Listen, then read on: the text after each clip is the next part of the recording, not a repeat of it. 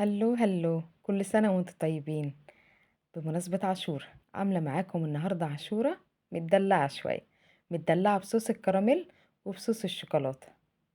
شايفين؟ خطيرة. حاجة جديدة كده مختلفة عن العاشورا اللي بنعملها. وبرضه عاملين النوع السادة بتاعنا للي مش حابب الحركات دي. اهو شايفين. يلا بينا نشوف عملنا ايه. انا هنا معايا القمح، انا ايه كده لو في اي حاجة او كده، واغسله غسلة كويسة جدا. وبعد ما اغسله بحط بقى مية نضيفة وبعلق عليه على النار. بحط 3 4 معالق سكر عشان البليلة نفسها يبقى طعمها مسكر. خلاص هنا استوت، بسيبها مثلا ساعتين او حاجة لحد ما القمحية كده تنفش وايه وحجمها يتضاعف.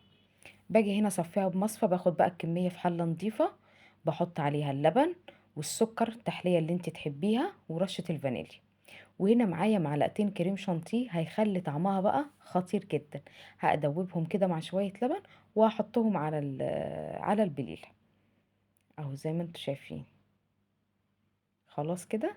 وهحط بقى معلقتين كبار من النشا، ادوبهم في شوية مية عادية وهحطهم برضو عليه. كل حاجة لسه على البارد اهو. ما حطيتش اي حاجة على النار لسه غير ان البليلة بس استوت. اهو دوبت النشا كويس، هحطهم عليها واروح بقى على النار، وطول ما انا واقفه افضل اقلب فيها كده لحد ما تغلي كده والقوام بتاعها يتقل. اهو شايفين بقى قوامها بقى عامل ازاي، وحطيت كمان حته قشطه من وش اللبن. وبقت خطيره وخلاص جاهزه معانا. اغرفها بقى معايا في الاطباق بتاعتي او في الكاسات او في الكوبايات اي حاجه. ريحتها خطيره والكريم شانتيه مخلي طعمها غني جدا وكريمي. اسيبها بقى تهدى شويه كده بعد ما غرفتها، ونيجي بقى معانا للصوصات. معايا هنا صوص شوكولاته، شوكولاته عاديه سيحتها في الميكرويف وخلاص كده. اهو. هوزعها بس كده على البتاع كله. وهنا صوص الكراميل معانا، طبعا انا عملته معاكم قبل كده. برضه هرش هنا شويه. واحط برضه في الطبق بتاعي هنا شويه.